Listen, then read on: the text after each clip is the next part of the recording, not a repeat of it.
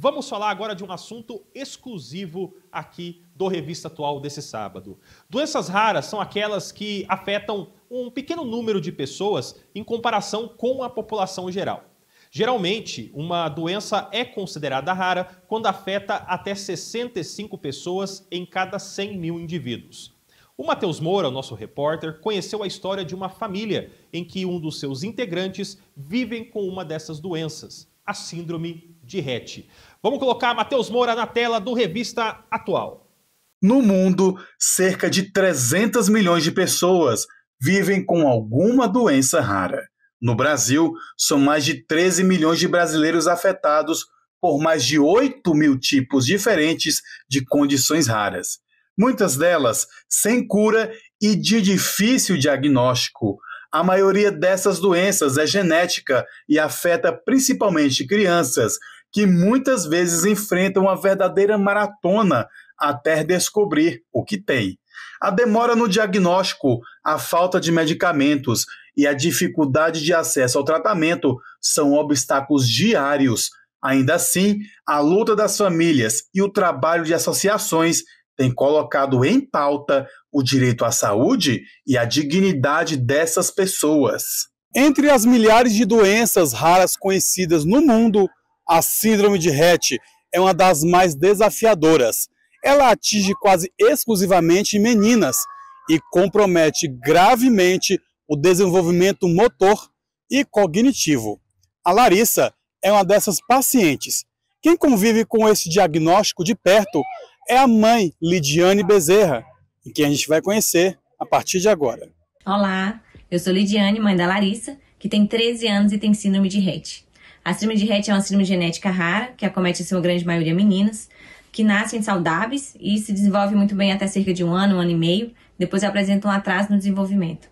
Assim aconteceu com a Larissa. Larissa nasceu saudável, até 1 ano e 2 meses se desenvolveu muito bem, depois apresentou um atraso. E aí começou a nossa busca pelo diagnóstico. O que tinha acontecido? Porque Larissa, de repente, parou de falar, de usar as mãos, de fazer contactação visual. Ficamos 2 anos levando a profissionais, fazendo exames, tentando entender o que estava acontecendo.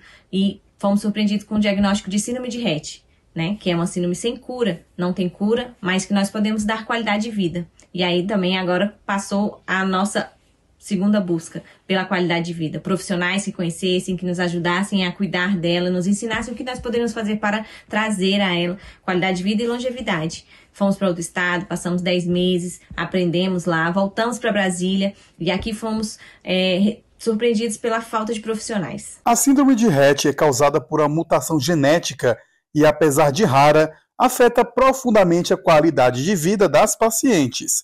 Os sintomas aparecem ainda nos primeiros anos de vida. A médica geneticista Maria Terezinha Cardoso explica como funciona a doença. É uma doença rara, raríssima, é em torno de 5 a 10 para 100 mil na população. E é uma doença de difícil diagnóstico, além da raridade, que é uma doença do neurodesenvolvimento, e a criança, ela nasce normal, e por volta entre 6 meses a 18 meses, com a média até 3 anos de idade, isso já tem trabalhos mostrando, que até 3 anos de idade essas crianças fazem um período de regressão neurológica e perdem suas aquisições e desenvolve o que é mais chamativo na síndrome. Ela perde a habilidade do uso das mãos, ela deixa de falar, de contactar, ela tem movimentos estereotipados dessas mãos, que é bem característica, e muitas delas desenvolvem até 3 anos de idade crises convulsivas. 60% deles têm em torno de crises de difícil controle.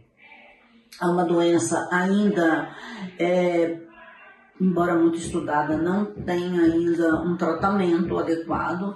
Ela é muito pleomórfica na sua manifestação e tem a parte de diagnóstico, que confirma o diagnóstico sindrômico. O diagnóstico, além de difícil, traz uma série de desafios. Muitas famílias não conseguem acesso aos tratamentos adequados e a luta por inclusão em políticas públicas é constante. A gente está falando de política pública há pouco mais de 10 anos, né? A partir da Portaria 199 de 2014.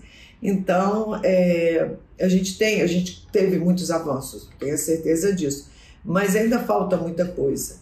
E o que nós temos também, nós temos muitos projetos de leis, todos muito parecidos um com o outro, criando dia disso, cor daquilo, entendeu? Então, assim, eu costumo falar que toda a paleta de cores já está no Congresso Nacional. O Dia das Doenças Raras também, entendeu? Então, assim, a gente precisa pensar em política totalmente efetiva, né? A gente precisa que seja realizável, factível. Mas nós já tivemos, inclusive, a conquista de as associações se juntarem e escrever o Estatuto da Pessoa com Doença Rara, que está tramitando no Congresso Nacional. Faltam apenas 2 comissões.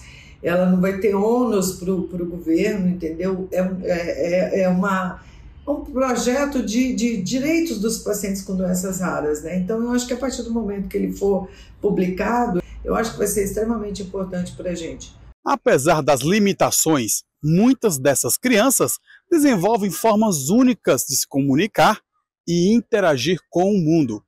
Para o escritor e pesquisador Guilherme Vicente de Moraes, é preciso mudar o olhar da sociedade sobre o que é possível. Vamos acompanhar. Bem, o meu interesse pelas doenças raras, ele nasceu do contato com pessoas que enfrentam desafios imensos, muitas das vezes invisíveis para a sociedade. Eu já publiquei um livro com 10 histórias reais de pacientes raros de diferentes regiões e realidades do Brasil. No mundo existem mais de 8 mil doenças raras reconhecidas, né? Aqui no nosso país, cerca de 13 milhões de pessoas convivem com uma dessas condições. Só no Distrito Federal esse número ele ultrapassa 150 mil. A maioria dessas doenças não tem cura e o diagnóstico ele pode demorar anos. Em média são 5 anos de espera, passando por dezenas de médicos. Muitas vezes o tratamento é inacessível, o medicamento é caro ou sequer está disponível no SUS. E quando ele existe, o caminho até consegui-lo pode ser só por via judicial.